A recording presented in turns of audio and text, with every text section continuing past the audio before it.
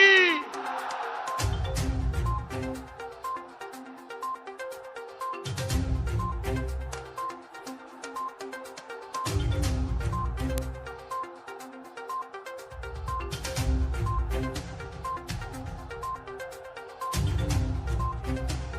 भारत माता की, भारत माता की। मेरी एक प्रार्थना है, आप सुनोगे? मेरी एक रिक्वेस्ट है, सुनोगे? देखिए, आप लोगों का प्यार इतना है, आप लोगों के आशीर्वाद इतने हैं कि इतना बड़ा ये मैदान भी छोटा पड़ गया। अब ये मैदान छोटा पड़ गया। आप जहां है वहीं खड़े रहिए, आगे आने की कोशिश मत कीजिए। तो मेरी बात मानेंगे आप लोग? पक्का मानेंगे? भारत माता की, भारत माता की। नमस्कार। सकल कुछ बिहार वासीदेर अमार सादर प्रणाम। दंडबल सोगा के आज से ठीक 2 वर्ष पूर्व भी आज 6 अप्रैल के दिन मैं कुछ बिहार में ही था और इसी मैदान में था। और उस समय यहां बीच में एक बड़ा मंच लगा दिया था टीएमसी वालों ने, ताकि मोदी की सभा छोटी हो। लोगों को आने नहीं दिया था। और उस दिन मैंने इसी मंच पर से कहा था कि ये जो मंच बना है वो टीएमसी के पतन का स्मारक है। कहा था नहीं कहा था? याद है आप लोगों को? आप लोगों को याद है? आज मंच कहीं नजर आ रहा है? टीएमसी कहीं नजर आ रही है? ये आपकी ताकत, ये आपका प्यार और ये आपके आशीर्वाद के कारण हुआ है। भाइयों बहनों, बाणेश्वर शिव मंदिर, कामतेश्वरी मंदिर, मदन मोहन मंदिर, आस्था के ऐसे अनेक स्थानों की इस धरती पर आकर हर किसी के मन को बहुत शांति मिलती है, शांता मिलता है। महाराजा नरनारायण, वीर चिल्ला रॉय के शौर्य, ठाकुर मदन मोहन जी और ठाकुर पंचानन वर्मा जैसे महान सपूतों के योगदान से ये भूमि समृद्ध हुई है। आज तो ऐसे अवसर पर कूच बिहार आया हूं जब बीजेपी अपना स्थापना दिवस मना रही है। बंगाल की इस धरती ने बीजेपी को विचार दिए हैं, बीजेपी को संस्कार दी है, बीजेपी को प्रेरणा दी है, बीजेपी को निरंतर ऊर्जा दी है। डॉक्टर श्यामा प्रसाद मुखर्जी, जिन्होंने हमारे लिए राजनीतिक रास्ता तय किया, जिन्होंने हम जैसे करोड़ों कार्यकर्ताओं को आदर्शों को लेकर राजनीति में जीने का, जनता के लिए जूझने का और शरीर का कण कण समय का पल पल जनता की सेवा में लगाए रखने की हमें प्रेरणा दी। ऐसे डॉक्टर श्यामा प्रसाद मुखर्जी ने बहुत महत्वपूर्ण बात कही थी। इसी बंगाल के सपूत डॉक्टर श्यामा प्रसाद मुखर्जी ने बहुत महत्वपूर्ण बात कही थी। उन्होंने कहा था, भारत का यश, भारत की आध्यात्मिक महानता,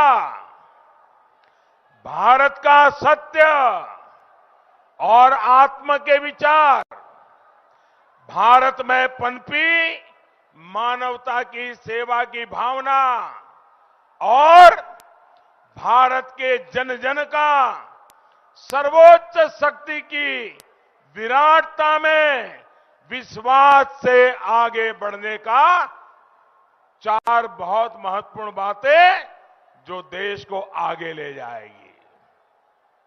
आज इसी प्रेरणा से देश की कोटि कोटि जनता देश का यश बढ़ा रही है, देश को आत्मनिर्भर बना रही है।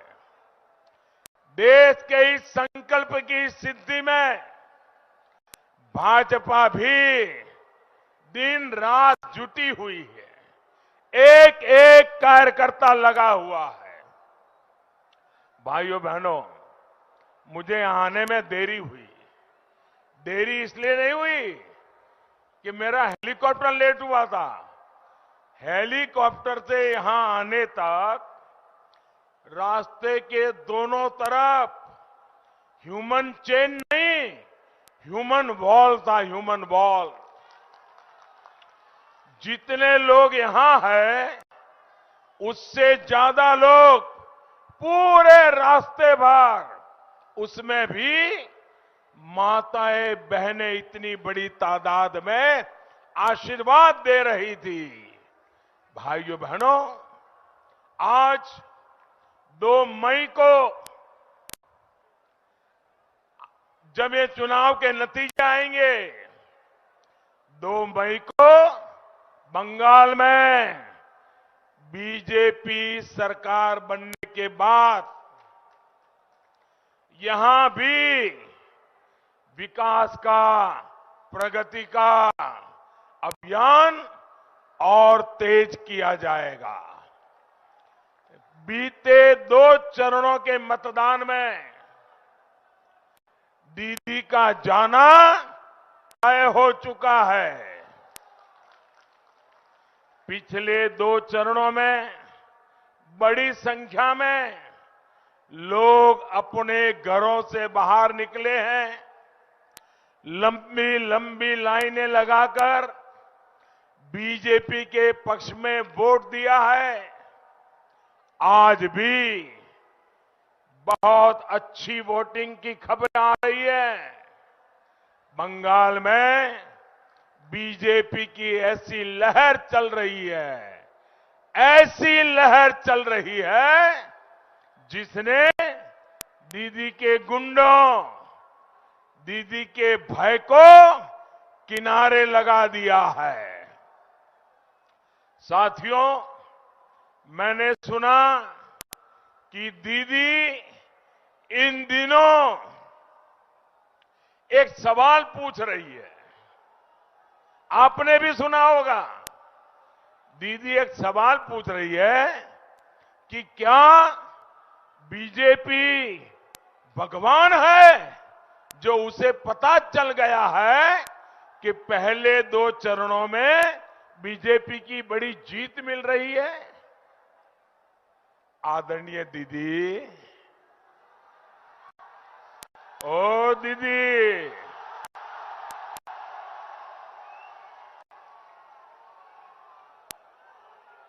अरे दीदी, हम तो मामूली इंसान हैं और ईश्वर की आज्ञा से, ईश्वर के आशीर्वाद से देश सेवा में लगे हैं।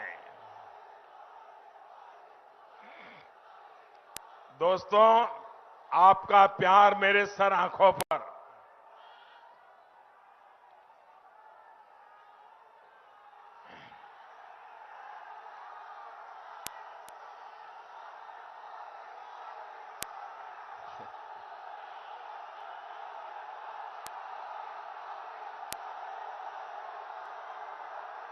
मैं आपके इस प्यार को कभी भूल नहीं पाऊंगा दोस्तों।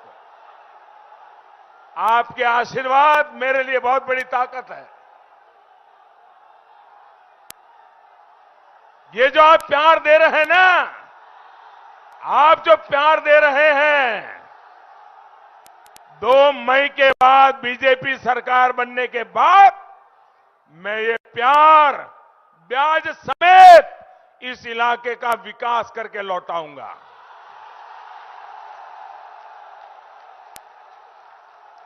ये आपका प्यार कभी बेकार नहीं जाने दूंगा।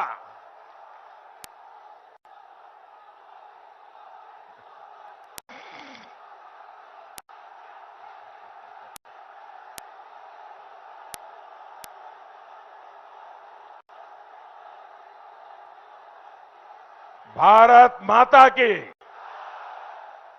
देखिए, दीदी पूछ रही है, हम भगवान हैं क्या? हमें विजय का कैसे पता चल गया? लेकिन दीदी, ओ दीदी, चुनाव में कौन हार रहा है, कौन जीत रहा है, ये पता करने के लिए भगवान को कष्ट देने की जरूरत नहीं है। ये जो जनता जनार्दन है ना, वो ही भगवान का रूप होती है। अरे, जनता जनार्दन का चेहरा देख करके पता चलता है कि हवा का रुख क्या है। यही तो ईश्वर का अवतार है। और दूसरा दीदी, आदरणीय दीदी, दूसरी बात जो है कि चुनाव नतीजों का पता कैसे चलता है, अनुमान कैसे लगता है। एक तो आपका गुस्सा,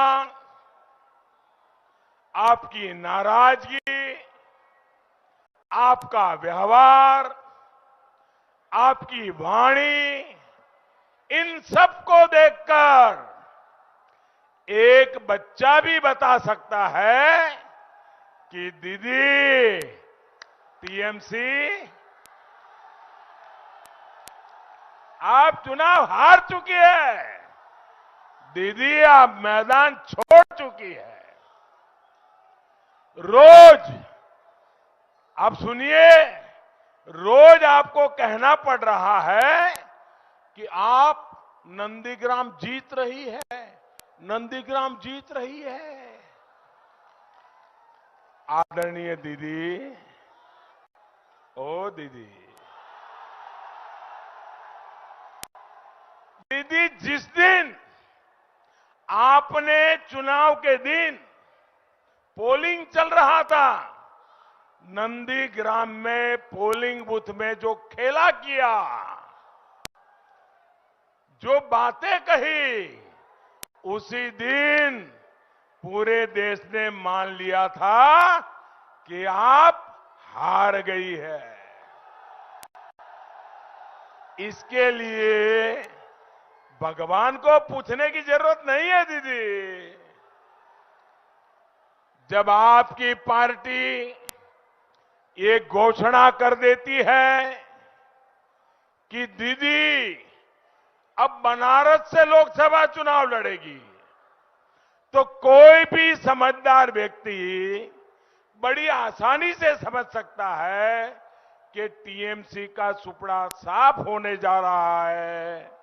बंगाल में अब टीएमसी नहीं बच सकती है। दीदी को राजनीति करनी होगी तो बंगाल के बाहर जाना पड़ेगा। ये आपकी पार्टी बोल रही है।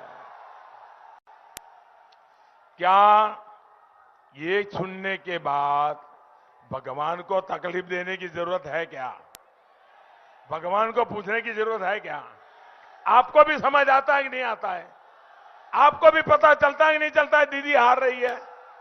आप बताइए, आपको लगता है कि नहीं लगता है? आदरणीय दीदी, ओ दीदी, अभी हाल में ही आपने कहा, देखिए एक महत्वपूर्ण बात है, अभी हाल ही में आपने कहा कि सभी मुसलमान एक हो जाओ, वोट बंटने मत दो।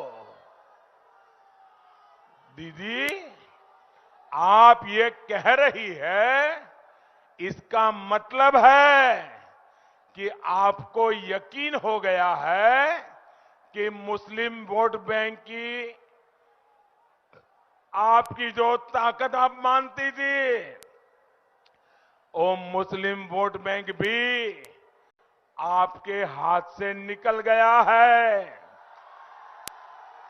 मुस्लिम भी आपसे दूर हो गए हैं। आपको पब्लिकली ऐसा कहना पड़ रहा है, इसी से पता चलता है कि आप इलेक्शन हार गई है। आदरणीय दीदी, ओ दीदी, आप वैसे तो चुनाव आयोग को गालियां देती रहती हैं, सुबह शाम एक ही बात करती रहती है, लेकिन जो बात आप बोल रही है, अगर हमने कहा होता कि सारे हिंदू एकजुट हो जाओ, बीजेपी को वोट दो, तो दीदी ये इलेक्शन कमीशन हमें 8-10 नोटिस भेज देता। प्रधानमंत्री को भी नोटिस आती, अध्यक्ष को भी आती, उम्मीदवार को भी आती। अरे इतना ही नहीं, सारे अखबार देश के पहले पेज पर भरे पड़े होते और दुनिया भर के एडिटोरियल लिख करके हमारे बाल नोच लिए होते। दीदी, मुझे पता नहीं है कि आपको चुनाव आयोग ने नोटिस भेजा है या नहीं, लेकिन आपकी ये बात साफ बताती है कि आप जिनके भरोसे चुनाव के मैदान में थी, वे भी अब आपसे चले गए हैं और आप पब्लिकली उनको कह रही हो, मुसलमानों एक हो जाओ, मुसलमानों एक हो जाओ, मुसलमानों एक हो जाओ, मुझे बचाओ, मुझे बचाओ, मुझे बचाओ। ये दीदी बोल रही है। दीदी, इसका मतलब ये होता है कि आप चुनाव हार रही हो। दीदी, जिस चुनाव आयोग ने 2 बार चुनाव करा करके आपको मुख्यमंत्री बनाया, आज आपको उस चुनाव आयोग से ही दिक्कत होने लग गई। ये दिखाता है कि आप चुनाव हार चुकी है। जिस ईवीएम ने वाम के शासन को उखाड़ फेंकने में आपकी मदद की, बंगाल के नागरिकों की इच्छा का आदर ईवीएम मशीन खुद करता है। एक एक नागरिक की इच्छा ईवीएम में कैद होती है। आज आपको उस ईवीएम से भी समस्या होने लग गई। जब आप ईवीएम को गाली देती हो, आप इलेक्शन कमीशन को गाली देती हो, तो मामला पक्का है कि आपका खेला शेष है। ये दिखाता है कि आप चुनाव हार चुकी है। जिस केंद्रीय वाहिनी की मांग आप खुद करती थी, मांग करती थी कि केंद्रीय सुरक्षा बलों के हाथ में ही चुनाव होना चाहिए, दीदी आप आज उन पर गुस्सा कर रही हैं, उनको बदनाम करने के लिए भाषा बोल रही है, षड्यंत्र कर रही हो। ये दिखाता है कि आप चुनाव हार चुकी है। दीदी, आप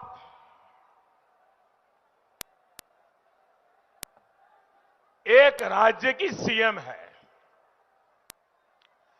2 फेज का चुनाव हो चुका है। बहुत शांतिपूर्ण मतदान हुआ। करीब करीब 80% से ज्यादा वोट पड़े।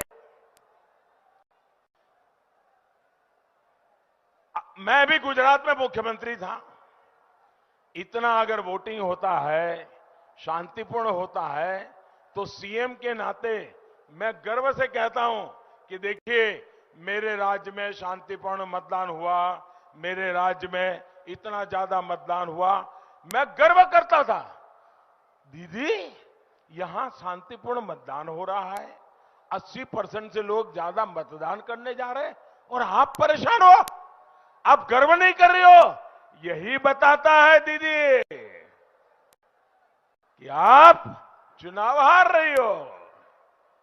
साथियों, बीजेपी की रैली में भारी संख्या में लोग आ रहे हैं, दिखता है साहब। बहन बेटियां आ रही हैं, लेकिन दीदी कहती है कि ये जो लोग आए हैं ना, वो पैसे लेकर यहां आते हैं। मुझे बताइए भाई, क्या आप पैसे लेकर के यहां आए हैं क्या? जोर से बोलिए, पैसे लेकर के आए हैं क्या? पैसे लेकर के आए हैं क्या? पैसे मिलने वाले हैं इसलिए आए हैं क्या? ये दीदी आप पर झूठा आरोप लगाती है कि नहीं लगाती? ये दीदी आपको बदनाम कर रही है कि नहीं कर रही है? दीदी ने आपका अपमान किया है कि नहीं किया है? तो दीदी को सजा दोगे कि नहीं दोगे? सजा दोगे कि नहीं दोगे? इस चुनाव में जबरदस्त सजा दोगे कि नहीं दोगे? कमल के निशान पर बटन दबा के सजा दोगे कि नहीं दोगे? भाइयों बहनों, बंगाल की ईमानदार जनता पर दीदी का ये संगीन आरोप इस बात की गवाही है कि आप चुनाव हार चुकी है।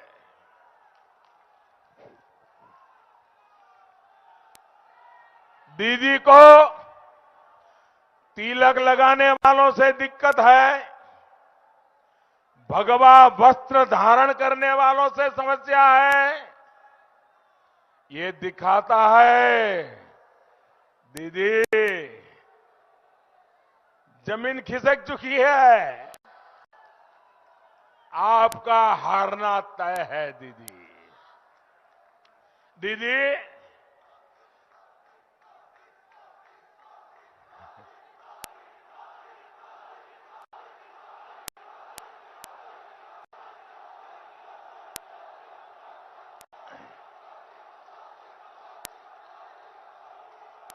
लोग कहते हैं कि आप फुटबॉल बहुत खेलती है।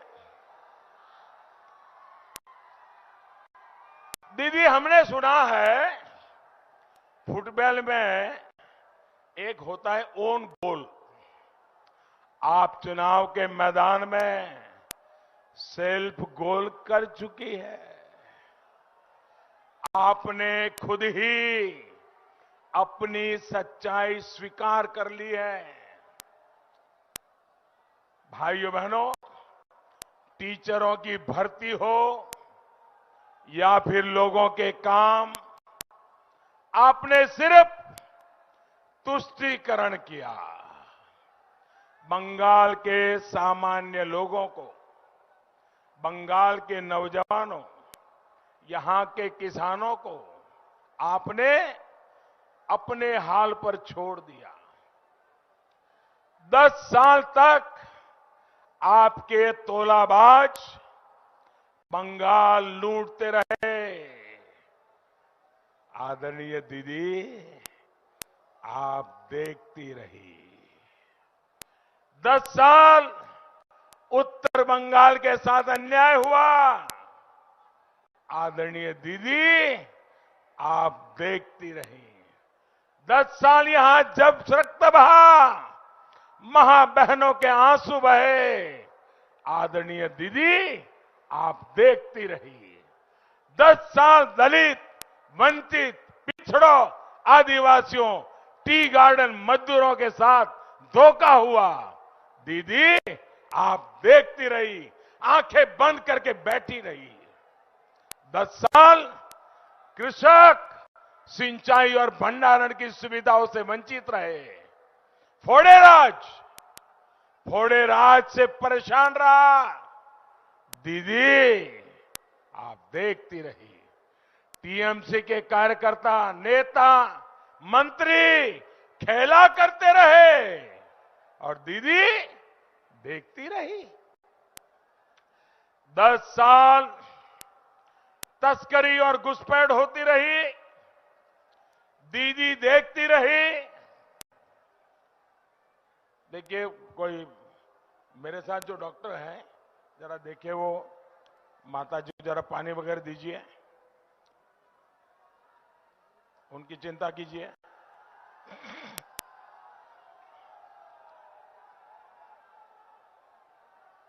पानी वगैरह दीजिए उनको। हाँ, मेरी टीम के डॉक्टर वहां पहुंचे तुरंत। हाँ।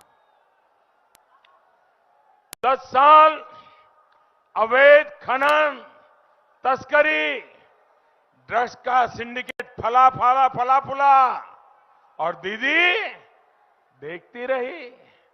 साथियों, अभी हाल ही में जो टैप आया है, उसमें कई बातचीत ऐसी उजागर के हुई है, दीदी के 10 साल का पूरा रिपोर्ट कार्ड दे रही है। दीदी आपने बंगाल में एक नया टैक्स शुरू कर दिया, वाइपो सर्विस टैक्स। गरीब मां बहन ने मेहनत का वो वाइपो सर्विस टैक्स में चला गया। बंगाल का युवा एक एक टका के लिए तरस रहा है और वहां 35-40 करोड़ एक महीने में आ रहा है। इसी वजह से आज बंगाल के कोने कोने से आवाज आ रही है, चलो पलटाई। बंगाल के कोने कोने से आवाज आ रही है, चलो पलटाई। जोर से बोलिए, चलो पलटाई, चलो पलटाई। मेरे साथ जब भी मैं कहूंगा बोलते चलिए। मिथ्यार खेला शेष कोरते, चलो पलटाई, चलो पलटाई। मिथ्यार खेला शेष कोरते, कटमनिर खैला के दाव विदाई। हिंसा राजनीति के दाव विदाई। महिला सुरक्षा बारनो जोन्नो हारानो गौरव फेरानोर जोन्नो सोबाई मिली भाई, चलो पलटाई, चलो पलटाई। तृणमूल के दाव विदाई, तृणमूल के दाव विदाई। भाइयों और बहनों, पश्चिम बंगाल में डबल इंजन की सरकार के भाव से कितनी परेशानी हो रही है, एक कुछ बिहार से बेहतर कौन समझ सकता है। यहां स्वास्थ्य सुविधाओं का अभाव है, लेकिन दीदी को इससे कोई फर्क नहीं पड़ता। दीदी तो केंद्र सरकार की स्वास्थ्य योजनाओं पर भी ब्रेक लगा देती है। आयुष्मान भारत योजना के तहत देश भर में लगभग 2.25 करोड़ से ज्यादा गरीब मरीजों को मुफ्त इलाज मिल चुका है, लेकिन दीदी की दुर्नीति के कारण इसका लाभ यहां के मेरे गरीब भाई बहनों को नहीं मिला। भाइयों और बहनों, केंद्र सरकार हर घर, हर खेत को पर्याप्त पानी देने के लिए निरंतर कोशिश कर रही है, लेकिन दीदी की सरकार ने केंद्र की कृषि सिंचाई योजना को यहां ठीक से लागू नहीं होने दिया। साथियों, हमारी बहनों का बहुत बड़ा समय पानी के इंतजाम में लग जाता है। गंदे पानी से बच्चे बीमार होते हैं, लेकिन दीदी ने क्या किया? केंद्र सरकार ने हर घर पाइप से जल पहुंचाने की एक बहुत बड़ी योजना पूरे देश में शुरू की है। अभी तक देश भर में 4 करोड़ से ज्यादा परिवारों को नल कनेक्शन दिए जा चुके हैं, लेकिन पश्चिम बंगाल में नल से पानी पहुंचाने के लिए जो करोड़ों रुपए भेजे थे, वो भी दीदी तिजोरी में रख करके बैठ गई।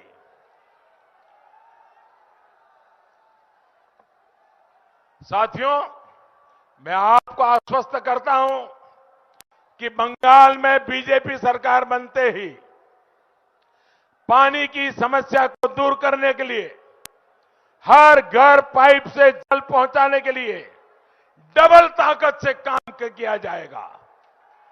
यहां के कृषक परिवारों के लिए, विशेष रूप से छोटे कृषकों को तो डबल इंजन की सरकार से बहुत लाभ होने वाला है। देश भर में भंडारण से जुड़ा, कोल्ड स्टोरेज से जुड़ा आधुनिक इंफ्रास्ट्रक्चर खड़ा करने के लिए 1 लाख करोड़ रुपए का विशेष फंड केंद्र सरकार ने बनाया है। नए कृषि कानूनों से भी भंडारण, कोल्ड स्टोरेज और कृषि आधारित शिल्प के लिए बहुत प्रोत्साहन मिलने वाला है। आलू सहित हर प्रकार के फल सब्जी से जुड़े कृषकों को जब कोल्ड स्टोरेज मिलेगा, प्रोसेसिंग उद्योग निकट ही मिलेंगे, तो इससे बहुत बड़ा लाभ मेरे कृषक भाइयों को होगा। जूट किसानों के लिए एमएसपी में केंद्र सरकार पहले ही कई गुना बढ़ोतरी कर चुकी है। यहां जूट की अलग अलग पैकेजिंग से जुड़े उद्योग लगे, सेल्फ हेल्प ग्रुप से जुड़ी बहनों को इससे जोड़ा जा सके, इसको प्रोत्साहित किया जाएगा। इसके अलावा पश्चिम बंगाल के सभी कृषक परिवारों को पहली कैबिनेट बैठक में ही, और मैं आपसे कहूंगा हर किसान के घर पे मेरी ये बात पहुंचानी है। पहुंचाओगे? गांव-गांव जाके पहुंचाओगे? हर एक किसान के घर जाकर के बताओगे? तो मैं बताता हूं क्या बताना है। 2 मई के बाद बीजेपी की सरकार बनेगी और पहली कैबिनेट में जो काम हम करने वाले हैं, वो आप किसानों को घर घर जाकर के बताइए। पीएम किसान सम्मान निधि का लाभ हर किसान को मिल जाएगा। बंगाल की बीजेपी की सरकार की कोशिश होगी कि हर किसान के खाते में, ये बात पहुंचाइए, हर किसान के खाते में जल्द से जल्द 18,000 रुपये। कितने? जरा जोर से बोलिए, कितने? 18,000 रुपये। कितने?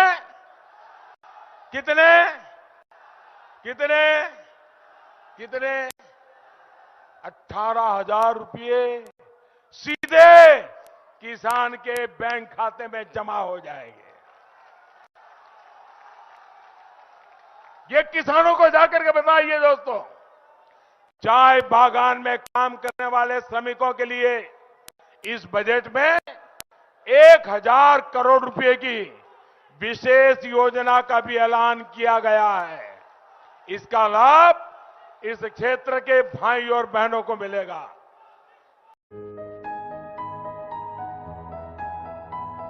New Kalimpong Stores deals in Buddhist religious items and general order suppliers.